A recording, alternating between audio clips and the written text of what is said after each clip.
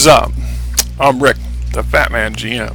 You may or may have not have heard of me babbling and rambling on a few of the YouTube channels and Facebook channels regarding to our hobby, role-playing games in general, tabletop games, wargaming, so on, etc.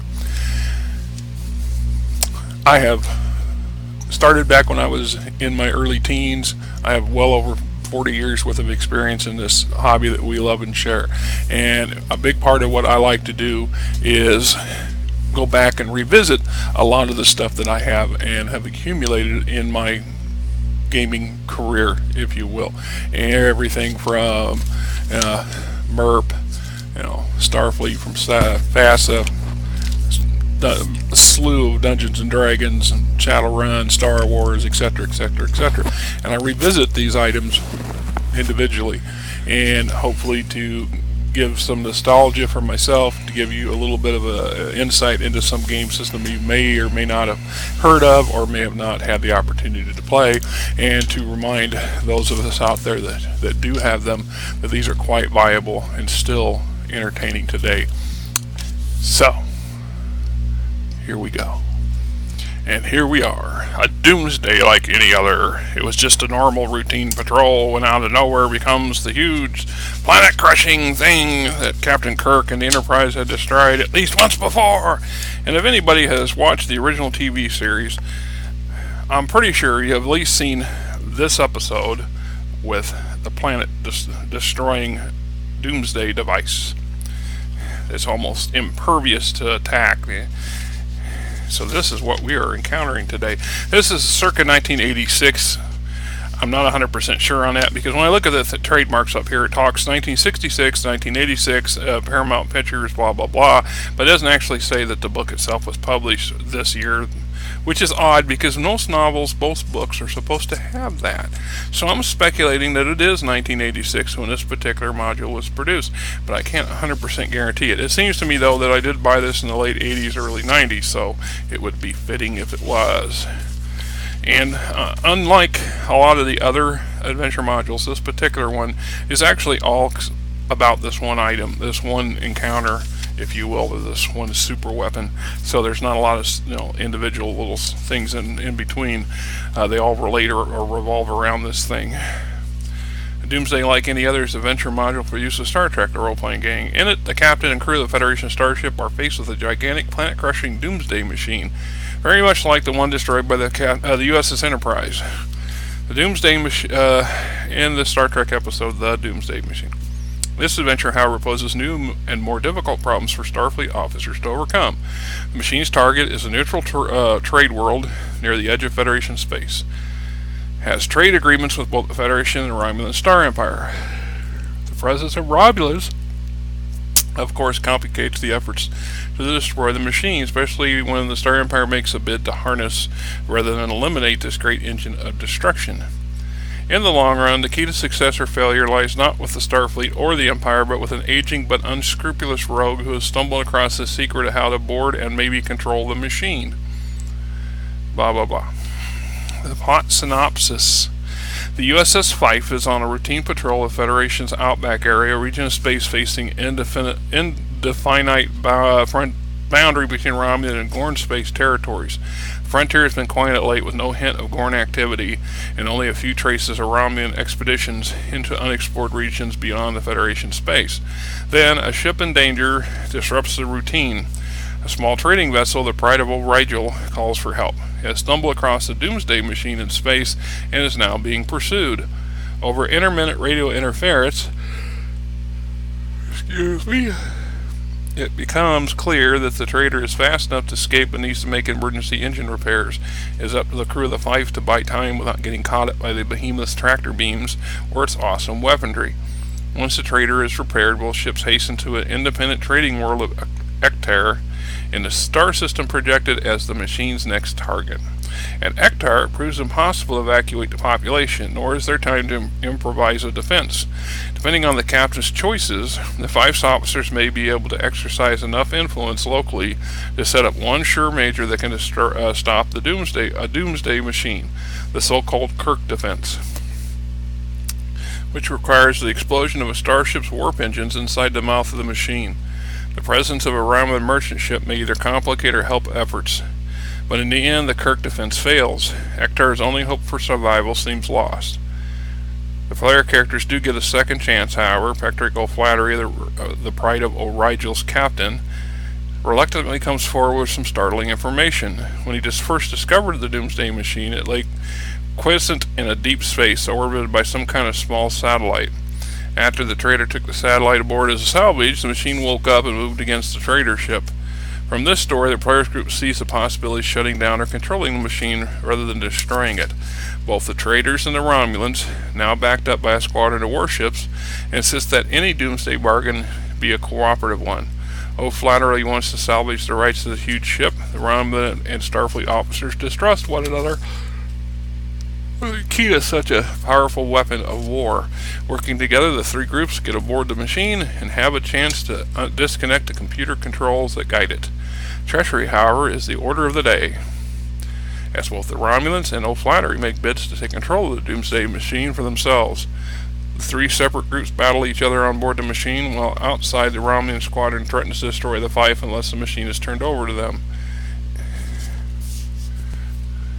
Yeah.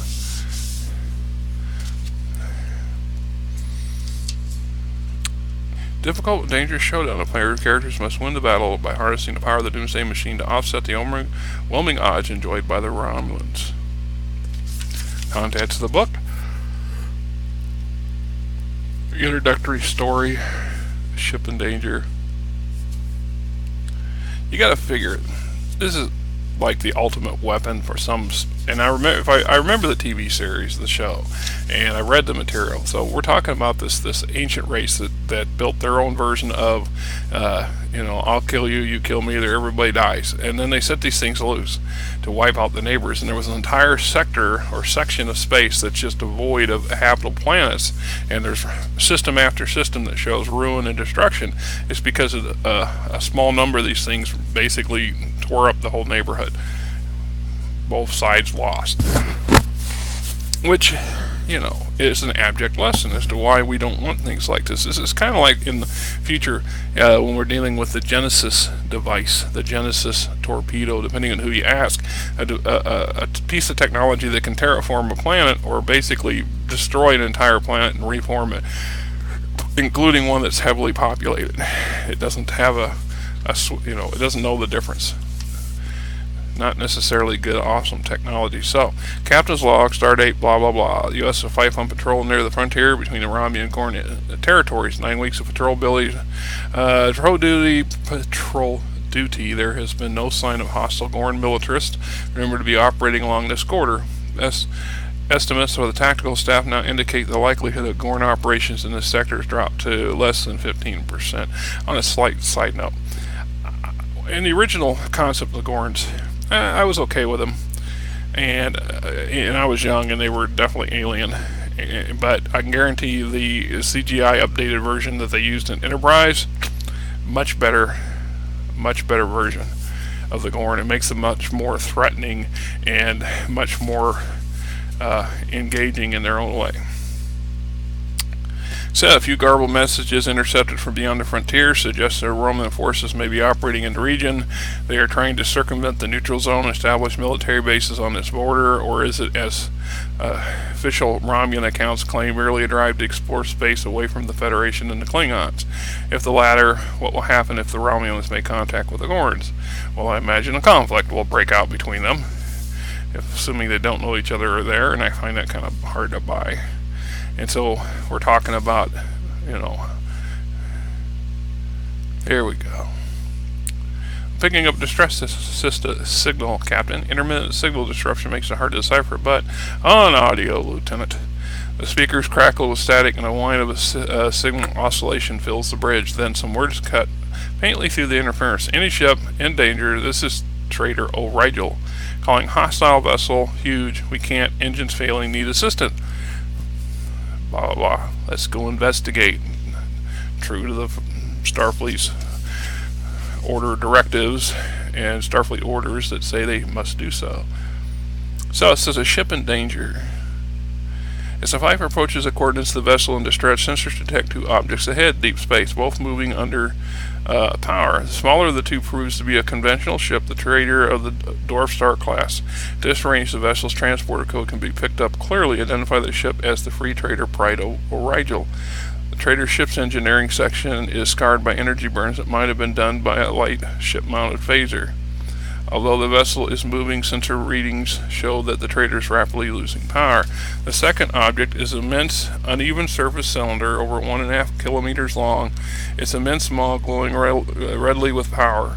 The tiny Pride O'Rigel is barely noticeable beside this vast object, which moves ponderously in pursuit of the trader ship. Sensor readings indicate the hull of the behemoth is made of collapsed neutronium, which blocks all sensor readings of the interior. From the distortion of subspace communications and a few possible sensor readings on the intruder's motive power, the energy source, is evident that this thing is powered through total conversion of matter to energy. Using computerized isotope dating methods, the science officer can estimate the age to be somewhere 3 billion years old.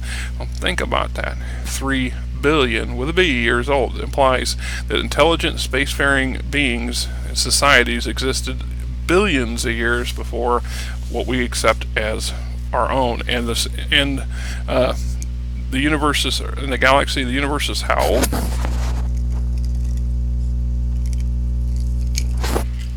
Makes you think a little bit, right? Of course, we know that space is ancient, and there's lots of races that have come and gone over the millennia, which adds depth to the backstory of Star Trek's universe. So, most players will recognize the object as a Doomsday Machine, a planet-crushing engine of destruction launched in a war of annihilation by a distant race. The Enterprise defeated a device of this type during its famous 5-year mission, even if the players do not recognize it. However, their characters might. Each character should make a saving roll against its intelligence score to recognize the Doomsday Machine. As Fife closes on both vessels, receives incoming communication from the trader, transfer to the view screen image of a tousled-haired young man, a fresh, open-faced, disarming grin forms his devil-may-care pose. However, he's clearly scared of the thing pursuing his ship. Hello, Starfleet, the man begins. Glad you laddies could join the party. This is Captain Pat O'Flattery of Pride O'Rigel. Got ourselves a spot of trouble here. Can you lend us a hand before that big boil breathing down me neck has me shipped for a snack? So, Doomsday -3. The two ships easily outrace the machine to Ektar. If the player characters request that science staff can estimate the time before the machine reaches the planet or arrive Ektar system about a day behind the Fife, but if it behaves according to normal programming, it will linger on the fridge of the system to carve up and consume 3 outer worlds in its path. By the time Fife orbits Ektar, the estimate places the planet's probable destruction 72 hours away. Only 3 days remain before the machine devours the planet and all of its inhabitants. Pretty straightforward, right? Then you have the captain's choices. Most obvious course of action is for the Fife to come to the aid of Ektar. He stops approaching the government, finding some other way to secure a ship that can be used for the Kirk defense. The only known way to stop the Doomsday Machine. The course of action is a good step, but the captain will have to deal with Ektar's touchy and understandably panic-stricken government. Second course of action involves some loss of face, but it makes it more likely that the Ektorians will cooperate. If the Romulans already at Ektar knew of the crisis, they should use their greater influence in Ektar's government to gain their support more readily. The Romulan cooperation, however, may carry a high price. It could be difficult to maintain due to conflicting motives. And the third choice would be to do nothing. And doing nothing is a choice. The decision might come about if the players will take a wait-and-see approach to the matters, and also arise that characters choose to abandon Ektar entirely, which is case the adventure is over and the player characters are relieved of duty, charged with negligence, and court-martialed. Finally, they find themselves surrendering the initiative simply through indecision. Now, I question that a hair. Okay? Yeah, they might be debriefed and interrogated and potentially brought up in front of the man, or brought up in front of the mast, as they would call it in the Navy, to answer for why they abandoned this planet. But it is a planet that's outside the Federation influence, has not signed the Federation Charter, therefore is not totally 100% under the protection of Starfleet regulations or the Federation, or Starfleet General Orders and Regulations, or the Articles of Federation. So, is it a morally questionable action? Sure. Is it one that could end up ruining a career? Maybe. It's not illegal. You don't think so? Put your argument in the comments below and let us all know what you think. To Ektar's aid, the captain must take quick and efficient action, both protect Federation citizens on Ektar, i.e., get out. The thing's coming, it's going to eat you. Leave the planet, evacuate. Carries out the state of the Federation alone. Diplomatic triumph would be particularly strong, might even strengthen Ektar's ties to the Federation, shifting their heavy reliance on trade with the Romulans.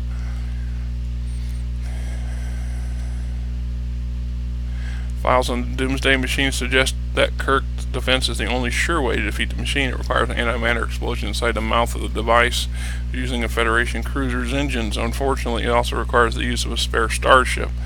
At present, there are only 3 ships in the Ektar system capable of attempting to defeat the Fife, the Romulan Dilithium, Mausorum, and the Cosmo Royale, a large Ektorian liner. For Kirk defense to work, Captain Culver must gain the use of the Cosmo Royale. Yeah, I'll need to borrow your cruise liner. You're not getting it back. The diplomatic approach, where they go and try to negotiate with the planet population. Last refuge.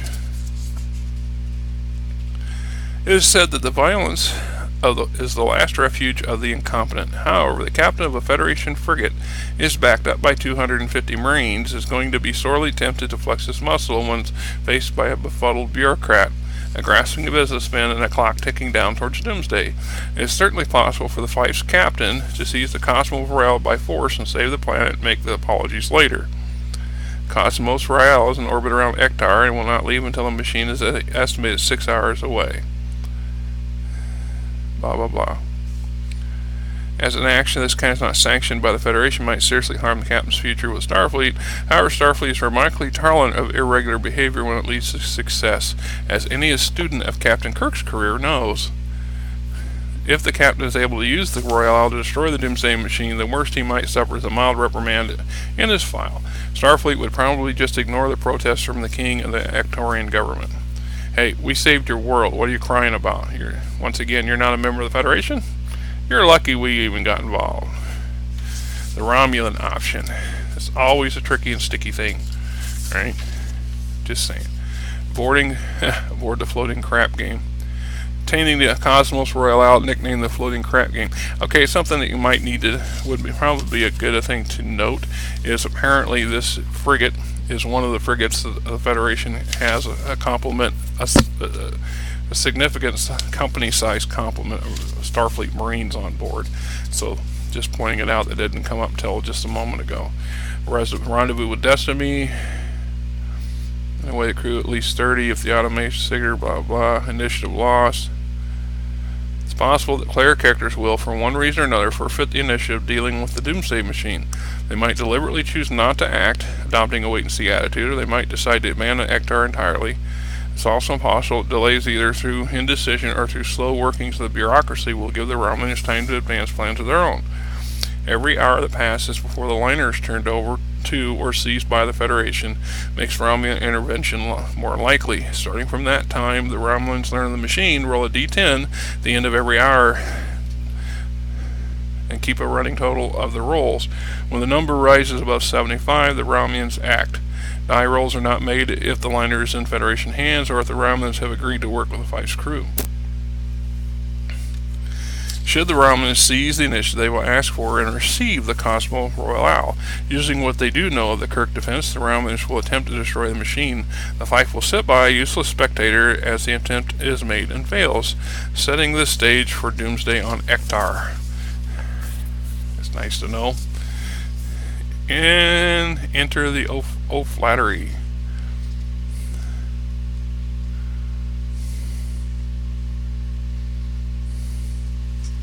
This is where they discover that O'Flattery has a device that apparently keeps the Doomsday Machine in check. That little satellite thing that he picked up. A new problem. Captains Culver and Alvis suddenly receive communication calls at this juncture. Responding to the captain is the given startling news by officers commanding Fife. In his absence, 6 Romulan warships have just decloaked and orbited around Ektar. Well, gee, that adds a little bit of a complication, does it not? Or potentially a little bit more resources if you've opted for the Romulan cooperation phase, assuming they don't flip the table on you because they now have the upper hand, 6-1 ships. Doomsday bargain. Captain Culver has a little choice in the situation for confrontation but would violate Starfleet orders and probably be suicidal as well. Balanced against this is the need to prevent Doomsday technology from falling into Romulan's hands. The resources of the Romulan squadron could easily make the difference between success and failure, and any attempt to stop the machine is very likely that player characters will ally with the Romulans, assuming they refuse to help O'Flaherty. Dealing with O'Flaherty requires a player make a skill roll against his character rating in negotiations and diplomacy. It is also a successful skill roll against the character's rating in Federation law to find the appropriate statutes dealing with the requisition of material necessary for the Federation security. Because O'Flaherty is a Federation citizen, he is subject to such a law. This alternative should be explored only if one of the characters come to the question of the legality of O'Flaherty's blackmail. The secret of the beacon. This is where we discovered this is the gizmo that potentially controls the Doomsday Machine. And meanwhile, everybody sets out to intercept the big floating log and board it. Aboard the machine. At this point, the players will probably assemble a boarding. As it's using, you use the device to shut it down or put it in neutral for a moment. And everybody tries to board the ship and take control of it. So we got some basic layout of the ship, airlock, control room, buying time. While the player characters are analyzing the HUD, exploring the machine, attempting to fathom its secrets, the planet killer will be steadily closing on Ektar. The planet's defenders may have to buy time by distracting the machine. Yeah, that'll be interesting.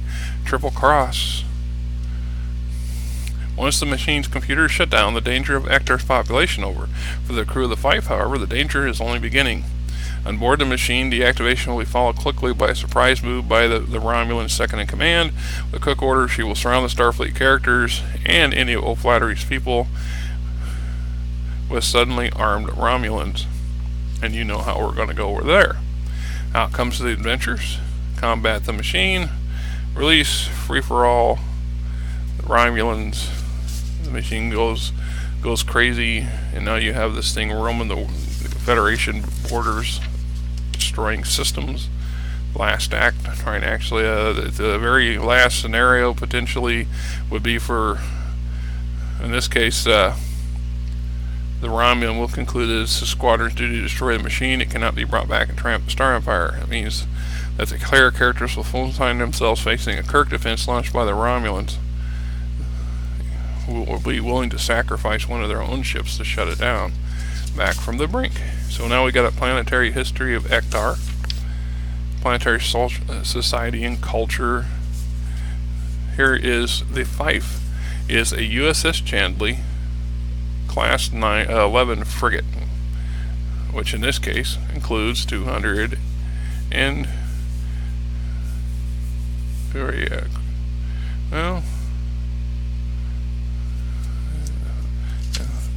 well, it's not saying it's actually listing. It's just the crew and passenger shuttlecraft. Don't say anything about Marines, but we know that this particular ship style is supposed to carry them.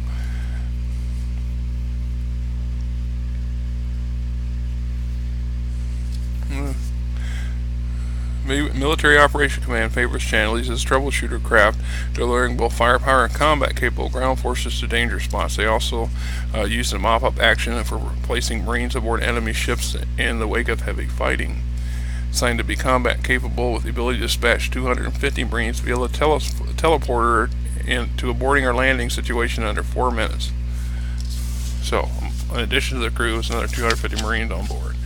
And here is our Cosmos Rail Class 10 liner, North Star class freighter, and our various Romulan ships that show up. The Doomsday Machine itself and its interior layout. what there is of it. There's not really a lot. It was never meant to have a crew, so it's just access sources for maintenance and programming things before the things were turned loose to be operated automatically or remotely. Then we have a breakdown of the cast of characters, and of course, in generally, these are the pre-made, ready-to-run player character sheets that you can give to the players, or the players can substitute their own characters if they've got them or agreed to roll up instead of using these, and then these become excellent NPCs to fluff out the crew, however you choose to play it out. And there's quite a few of them in here, so that way you got a nice selection to work from. Major and minor officers, and we got our Romulan bios and information.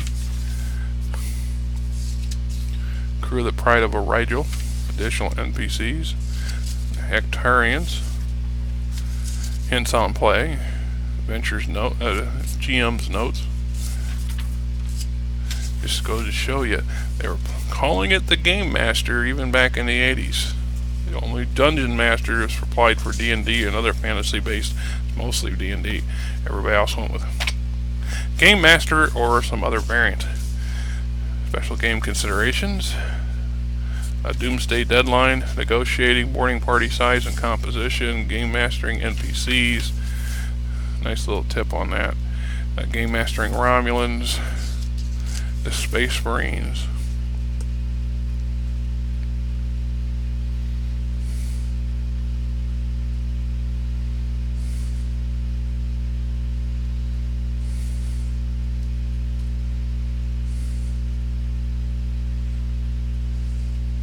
Nice little entry on the Marines there.